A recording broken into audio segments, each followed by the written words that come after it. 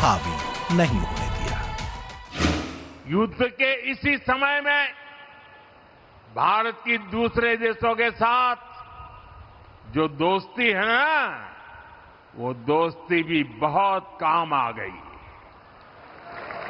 जब ये संकट शुरू हुआ था, उससे पहले भारत 25-26 देशों से ही ईंधन का, ऊर्जा का आयात करता था।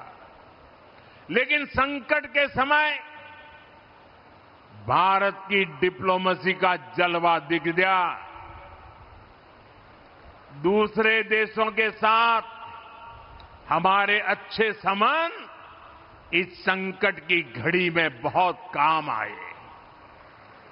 युद्ध के दौरान ही भारत 40 से ज्यादा देशों से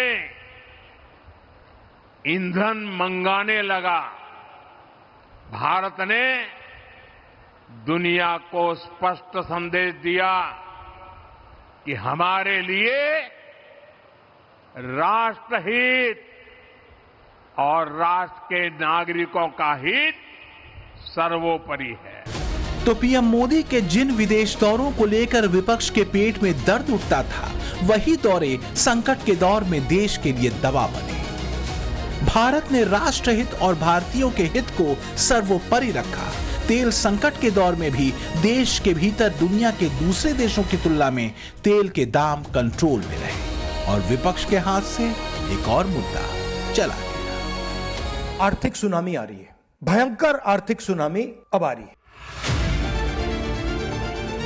बीजेपी कहती है कि विपक्ष और उसके नेता की सारी कोशिश, सारी जुगत, सारी बेचैनी बस किसी तरह सत्ता पाने की है और मोदी की कोशिश, मोदी का संकल्प भारत को 2047 तक विकसित भारत बनाने का है। छोटा कुछ भी नहीं, बड़ा सोचना। इसलिए बात सिर्फ आज की नहीं है, कल की है, भारत के भविष्य की है और मोदी का मंत्र यही है कि भविष्य तभी बेहतर होगा जब 21वीं सदी की चुनौतियों और स्कोप दोनों के मुताबिक भारत तैयार होगा। मोदी के लक्ष्य देश की सुरक्षा से लेकर आर्थिक विकास तक के बहुत बड़े हैं। मैं लक्ष्य छोटे नहीं रखता, मैं सोच छोटी नहीं रखता। अगर स्टैच्यू भी बनाता हूं तो दुनिया में सबसे बड़ा बना के रख देता हूं।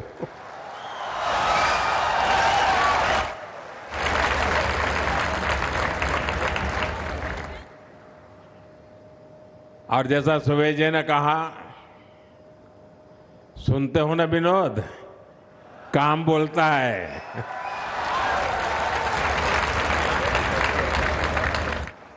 काम बोले थे।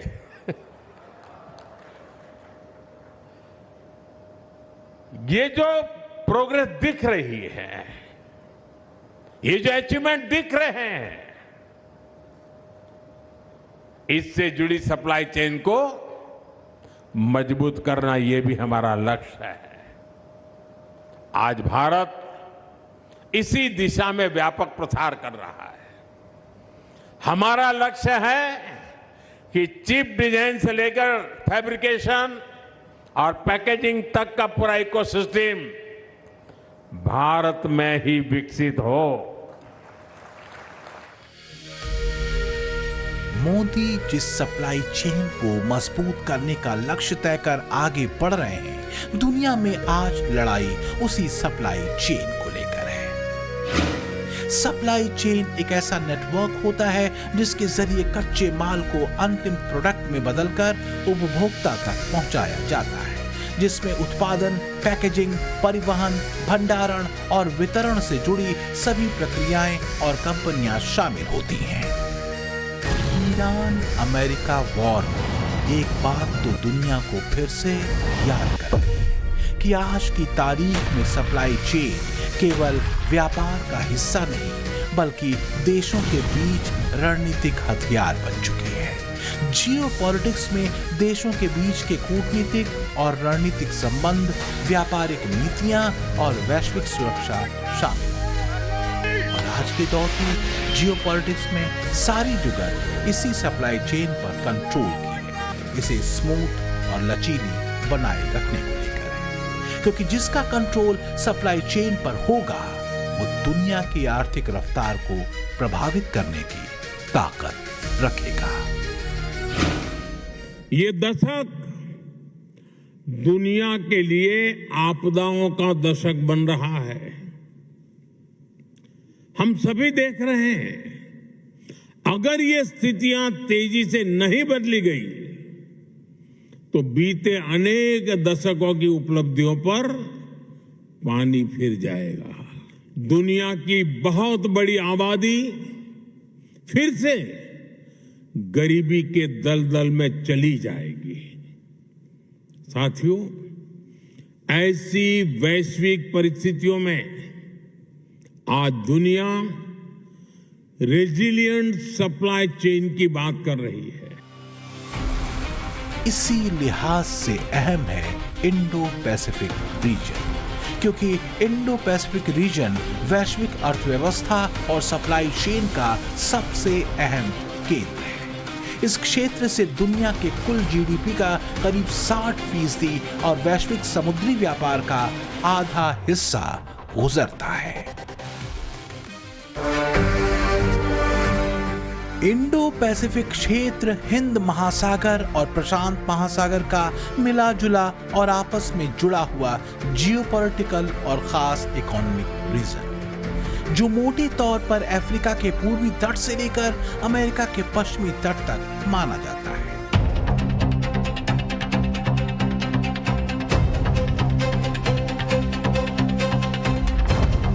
इंडो पैसिफिक के इस क्षेत्र को भारत एक मुक्त, खुला, समावेशी और नियम आधारित क्षेत्र मानता है। पीएम मोदी की एक्ट ईस्ट पॉलिसी और 2019 में पीएम मोदी की तरफ से शुरू की गई हिंद प्रशांत महासागर पहल इसी नजरिए का हिस्सा है, जो इंडो पैसिफिक में सुरक्षा, समुद्री व्यापार और पर्यावरण सहयोग पर जोर देती है। और पीएम मोदी की इंडोनेशिया, ऑस्ट्रेलिया और न्यूजीलैंड की यात्रा इसी नजरिए को और मजबूत करने के लिहाज से देखी जा रही है। देखिए, पीएम मोदी के इंडोनेशिया, ऑस्ट्रेलिया और न्यूजीलैंड के दौरे पर जाने से पहले एक और घटना घटी है, आपको पता होनी चाहिए। जापान की प्रधानमंत्री सनाए ताकेईची भारत आई। पीएम मोदी से उनकी मुलाकात हुई। भारत जापान मित्रता को एक नेक्स्ट लेवल पर ये दोनों ले गए हैं। लेकिन क्या सिर्फ दोनों देशों के संबंधों को मजबूत करने भर से हो जाएगा? नहीं। भारत जापान ने एक संदेश दोनों की मित्रता का नहीं, अमेरिका और चीन को भी दिया है। अब वो संदेश क्या था? अगला चैप्टर यही है। लैक ऑफ ट्रस्ट से भरे ट्रंप के दूसरे दौर में अमेरिका से दूर होते उसके सहयोगी आपको दिखेंगे। इसमें यूरोप तो है ही, जापान भी है। और एक बात तो इन देशों को समझ में आ गई है कि अपनी सुरक्षा के नजरिए से सिर्फ अमेरिका पर निर्भर अब नहीं रहा जा सकता है, क्योंकि मिडिल ईस्ट के देशों का हाल वो देख चुके हैं। और एक बात इंडो पैसिफिक में बढ़ते चीन के दखल की भी है, जो मजबूत बात है। अगर इस समुद्री रास्ते पर चीन का दबदबा और बढ़ा तो इसका असर दुनिया की 60% ट्रेड पर पड़ जाएगा, क्योंकि दुनिया का 60% समुद्री व्यापार इसी क्षेत्र से होकर गुजरता है।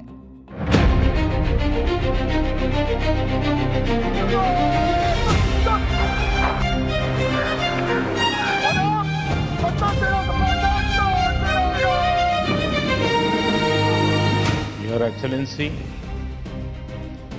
और मेरी छोटी बहन प्रधानमंत्री ताकाईची जी भारत में अपनी पहली यात्रा पर स्वागत करते हुए मुझे बहुत खुशी हो रही है।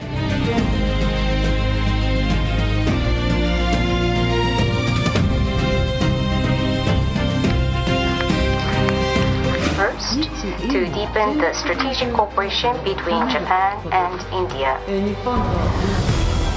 पिछले हफ्ते जापान के प्रधानमंत्री सनाए तकाइची का भारत आना, पीएम मोदी का उन्हें अपनी छोटी बहन कहना और भारत जापान के दशकों पुराने संबंध को एक लेवल और ऊपर लेकर जाना वास्तव में एक संकेत है। इंडो पैसिफिक में भारत जापान अपनी रणनीतिक साझेदारी को लेकर प्रतिबद्ध हैं।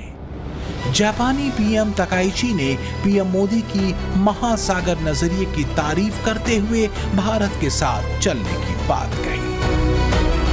Prime Minister Modi positions the ocean as a shared space that supports regional stability and growth and is promoting the Mahasagar, the Great Ocean Initiative for countries across the Indian Ocean to defend their sovereignty and the sea through their own efforts, which is perfectly aligned with VoIP. Thus, we agreed to deepen the strategic cooperation between Japan and India to achieve such common goals. ऐसा पहली बार हुआ था जब किसी देश के प्रधानमंत्री का स्वागत राष्ट्रपति भवन के प्रांगण में किया गया, क्योंकि राष्ट्रपति भवन के प्रांगण में अब तक सिर्फ राष्ट्रपतियों का ही स्वागत कार्यक्रम आयोजित होता था। संकेत था कि भारत के लिए जापान एक साझेदार से बढ़कर एक भरोसेमंद मित्र है। लेकिन संकेत किसके लिए? वो संकेत हैं इनके लिए। और ये संदेश साफ है। जिनपिंग के लिए संदेश है कि इंडो पैसिफिक में दादागिरी नहीं चलेगी, अंतरराष्ट्रीय समुद्री नियम मान्य होंगे, विस्तारवाद किसी भी कीमत पर मंजूर नहीं होगा। तो वहीं ट्रंप के लिए भी संदेश क्लियर है कि अब अमेरिका पर निर्भरता नहीं, सुरक्षा और आर्थिक मोर्चे पर भारत जापान आत्मनिर्भर होंगे। संदेश ये भी है कि संबंधों में परस्पर विश्वास सबसे अहम चीज है। मोदी का ये ट्रंप को वो कूटनीतिक जवाब है जिसकी उम्मीद ट्रंप ने नहीं की थी। दरअसल 19 जून को अमेरिकी रक्षा मंत्रालय ने अपनी सबसे बड़ी सैन्य कमान यूएस इंडो पैसिफिक कमान के नाम से इंडो हटाकर दोबारा यूएस पैसिफिक कमान कर दिया था, जिसे कूटनीतिक रूप से एक बड़ा कदम माना गया। दरअसल हो ये रहा है कि बुरी तरह पिटे ट्रंप हताश है।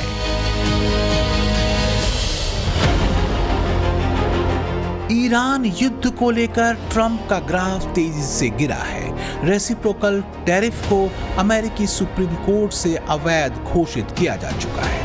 यूरोपीय देशों के साथ अमेरिका के संबंध खराब दौर में पहुंच चुके हैं। ट्रंप के विदेश नीति की आलोचना अमेरिकी एक्सपर्ट कर रहे हैं और महंगाई और बेरोजगारी को लेकर अमेरिकी ट्रंप को कोस रहे हैं, जिससे अमेरिकी परिवारों के मासिक खर्चों में करीब $750 से $1,000 तक की बढ़ोतरी हुई है। अमेरिका में महंगाई दर बीते 3 वर्षों के सबसे ऊंचे स्तर पर पहुंच चुकी है। तो ट्रंप ने बंटाधार सिर्फ दुनिया का नहीं किया, बल्कि अमेरिकियों का भी खूब किया है। एक्सपर्ट मानते हैं कि इसका असर नवंबर में होने वाले मिड टर्म पोल में दिख सकता है। तो वहीं ट्रंप अमेरिकी इकोनॉमी में जबरदस्त उछाल के दावे करते नहीं थक रहे। फजीहत तान कर ट्रंप अपने साथ ही अमेरिकियों का भी भट्टा बैठा चुके हैं। यही वजह है कि अब वो तमाम तरह की फितूरबाजियों में लगे हैं। लेकिन एक बात ट्रंप ने अनकही ही यूरोप से लेकर उन देशों को समझा दी है जो अपनी सुरक्षा को लेकर अब तक अमेरिका पर निर्भर रहे हैं, खासकर सेकेंड वर्ल्ड वॉर के बाद। और इन्हीं देशों में एक देश जापान भी है। जापान दुनिया की चौथी बड़ी अर्थव्यवस्था है। तकनीकी तौर पर दुनिया में बेहद मजबूत माना जाता है।